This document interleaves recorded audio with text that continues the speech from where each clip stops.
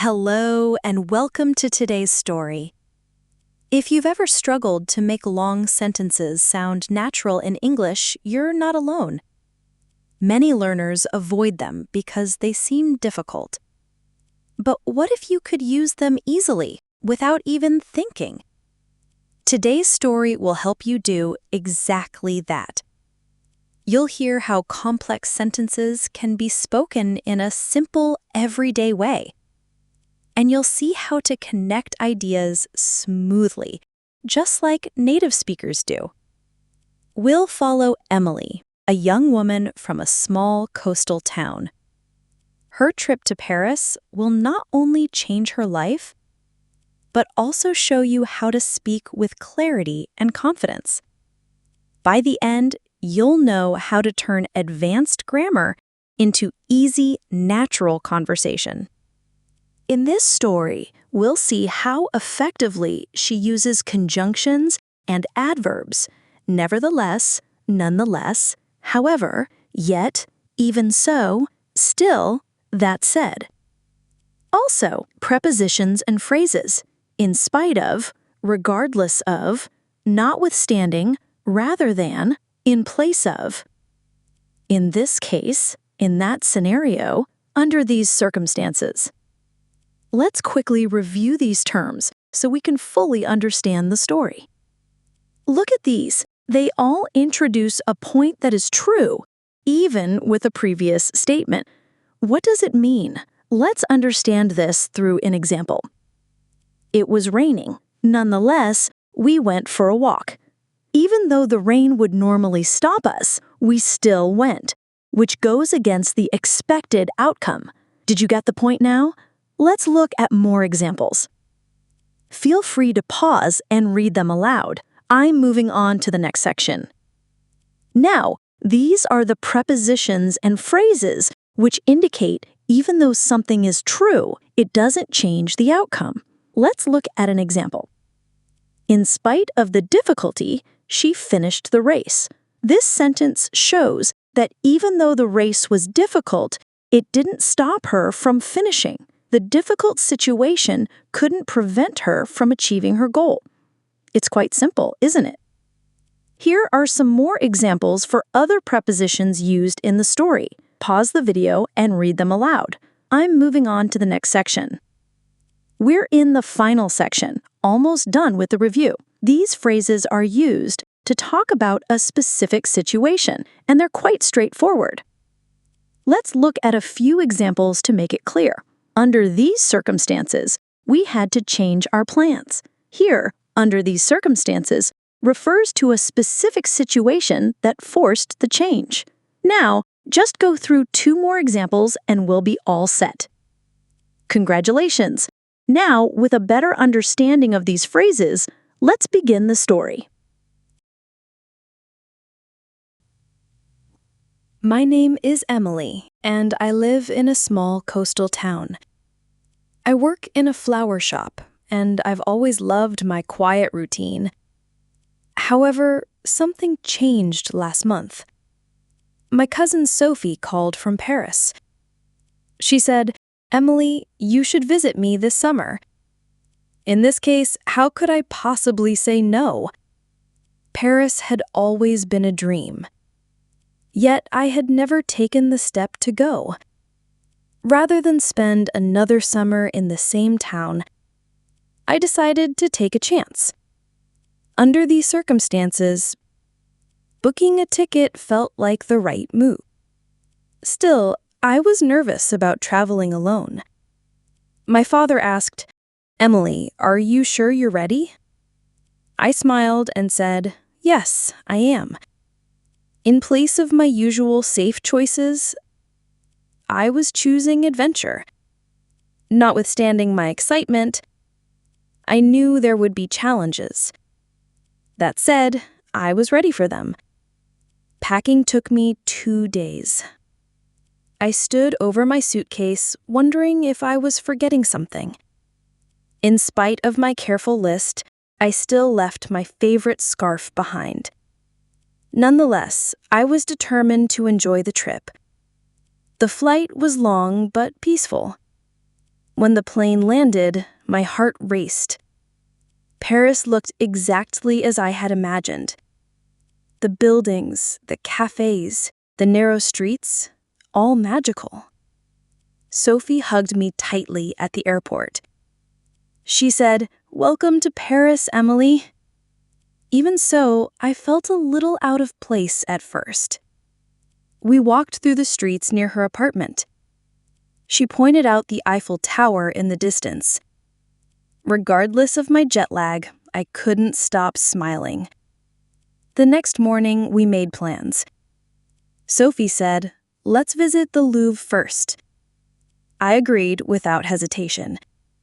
Yet I knew I wanted to see much more than just the famous spots.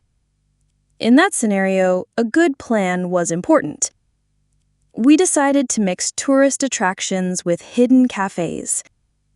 Still, I promised myself I would try something new every day. Notwithstanding my shy nature, I would talk to strangers if I had to. That said, my French was, well, not perfect. However, I believed I could manage. The adventure had just begun. Our first day started with warm croissants and coffee at a little cafe Sophie loved. In this case, sitting by the window felt like the perfect Parisian morning. The air smelled of fresh bread, and people chatted softly around us. We walked to the Louvre, and I couldn't believe my eyes. Rather than rushing through, we decided to take our time.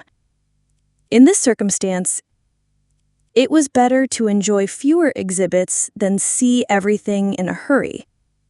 The Mona Lisa was smaller than I had imagined, yet her smile felt alive. Still, my favorite was a quiet gallery with old maps of the world. After the museum, Sophie suggested we take a boat ride on the Seine. Notwithstanding my slight fear of boats, I agreed. That said, the moment the boat started moving, I forgot my worries.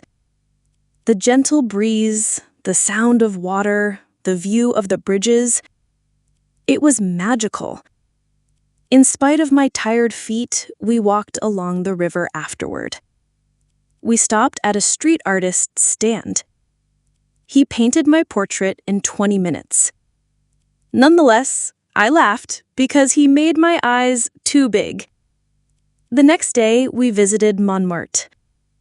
The streets climbed uphill and my legs complained. Even so, every corner had its charm. We found a small bakery selling fresh eclairs. In place of lunch, we ate those and didn't regret it. That afternoon, Sophie's friends joined us for coffee. In that scenario, I had to speak more French than usual. Still, they were kind and patient with me. Yet I felt proud when I managed to tell a small joke in French, and everyone laughed. That evening, we sat on the steps of Sacré-Cœur and watched the city lights appear. Regardless of how many photos I took, the real view was better. Notwithstanding the cold breeze, we stayed until midnight. That said, walking back to Sophie's apartment in the quiet streets felt like a dream. Halfway through my trip, something unexpected happened. Sophie's work called her in for an urgent meeting. In this case, I had to explore Paris alone for a day. At first, I felt nervous.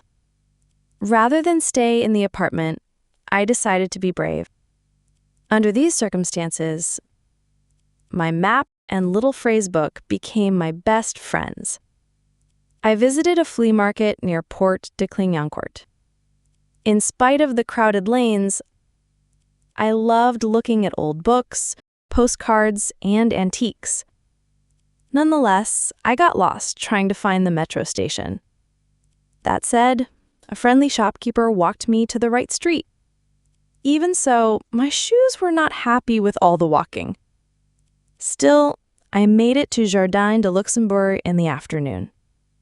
In place of rushing through, I sat on a green chair and just watched people. Children sailed toy boats in the fountain. Old men played chess under the trees. Regardless of being alone, I felt completely at peace. Notwithstanding my short visit, I felt like I had belonged here. That evening, Sophie returned and said, "You survived your solo adventure." I laughed and told her everything. Yet she teased me for buying more souvenirs than I could carry. The next day, we went to the Eiffel Tower. In that scenario, nothing could stop me from taking 100 photos. Still, the view from the top was even better than I imagined. That said, I almost dropped my phone while taking a picture. In spite of that, the photos turned out great. However, the best part was eating crepes afterward near the Champ de Mars. Rather than choose a safe flavor, I tried one with chestnut cream. Delicious. Nonetheless, I was starting to realize my trip was moving too quickly. The final days in Paris were bittersweet. In this case, I wanted to see more, but also relax. Under these circumstances, Sophie suggested a picnic at Parc des Buttes-Chaumont. We packed cheese, bread, strawberries, and sparkling water. Rather than sit near the entrance, we found a quiet spot on a hill. In spite of the gray clouds, the weather stayed kind. Nonetheless, I couldn't stop thinking about going home soon. That said, I reminded myself to enjoy the moment. We spent the afternoon talking about life, dreams, and travel plans. Even so, I knew I would miss this place. The next morning, we visited a bookshop called Shakespeare & Company. In place of buying just one book, I bought 3. Yet my suitcase was already full. Regardless of that, I knew I would treasure them. Notwithstanding my limited time, I felt I had lived so much in just 2 weeks. On my last night, we walked by the Seine again. The Eiffel Tower sparkled on the hour, and I almost cried. In that scenario, words didn't feel enough. Still, I whispered, "I'll come back." However, I didn't know when. In spite of that, the promise felt real. The next day at the airport, Sophie hugged me tightly. She said, "Paris will wait for you." Even so, I didn't want to let go. Nonetheless, I walked toward the gate with a smile. Rather than feel sad, I chose to feel grateful. That said, Paris had given me more than I expected. Yet the best gift was courage. Courage to step out of my comfort zone. Regardless of where I go next, I will carry this feeling with me. Notwithstanding the goodbye, I know this is not the end. Because Paris has a way of calling you back. And when it does, I'll be ready. That's how Emily turned a simple trip into a life-changing adventure. One step, one conversation at a time. She learned that even long, complex sentences can be spoken in clear, simple words. And she discovered that connecting ideas smoothly makes English sound natural. Now it's your turn.